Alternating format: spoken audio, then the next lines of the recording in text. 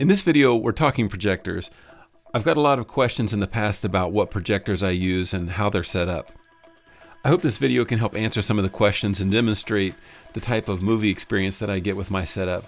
I'll compare and contrast the different seating positions as well as the different video qualities with my two projectors. Now, to be clear, the quality of my video will only be as good as my Google Pixel 7 phone is able to capture in low light, so understand that it even looks better in real life. I would also like to kind of clarify for those who are dead set and determined to spend as much money as they can on a home theater that I'm sticking with 1080p for now and not moving to 4K just yet. So, why 1080p is enough for me?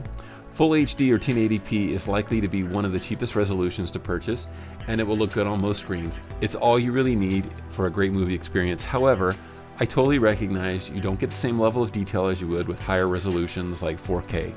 At this point in time, I don't believe the cost is justified. Someday, just not today. Now, just a little bit more about 4K and 2K. As things stand, the majority of 4K displays come with a 3840 by 2160 pixel resolution, which is exactly 4 times the pixel count of full HD displays, which is 1920 by 1080. So 2K or 1080p resolution, they have the same number of vertical lines, 1080. However, a 2K image is slightly wider than 1080p, making it the wider of the two resolutions.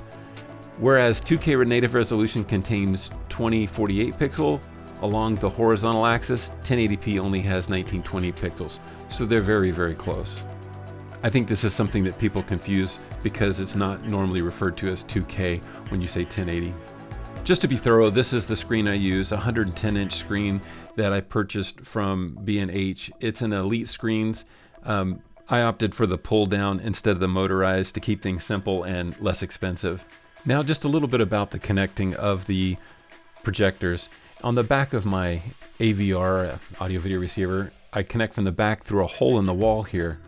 I just run a hole through the wall. It goes out the side, up the wall, and then through this little channel above the theater along the side so that I can access it. And from here, I can go in and then I cut across through here directly over to the projector, and you'll see the wire coming out of the hole and then coming down beside the projector into my HDMI splitter. This splitter allows me to select either the lower projector or the higher projector based on which one I'm going to use. As you can see here, I put a electrical box to connect the projectors as well as a spot to tuck back some of the extra HDMI cable.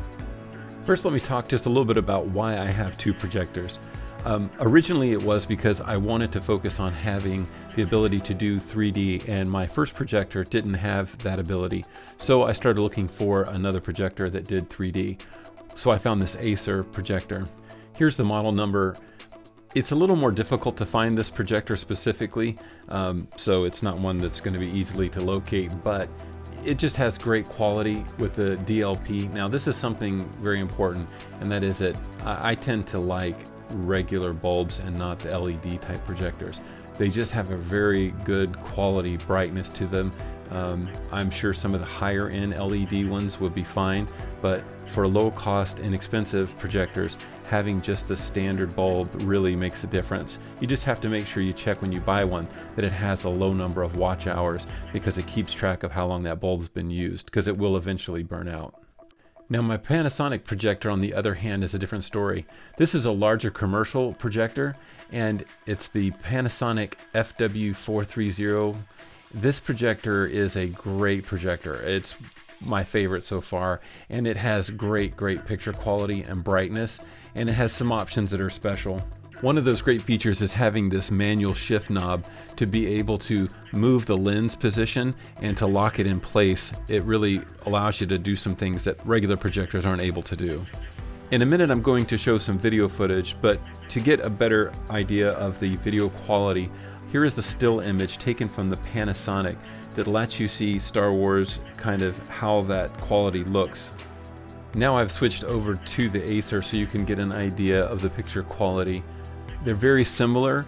They are both 1080p, but by having both, I can play 3D content on the Acer as well as if something happens when I'm watching a movie and the one is not working correctly, I can always switch over and finish the movie utilizing the other just by the press of a button.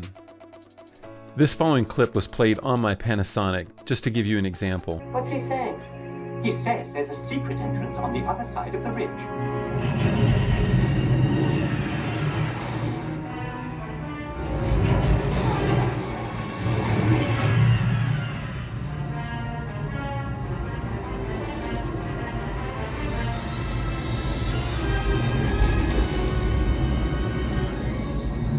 And this clip is played on my Acer 3D projector.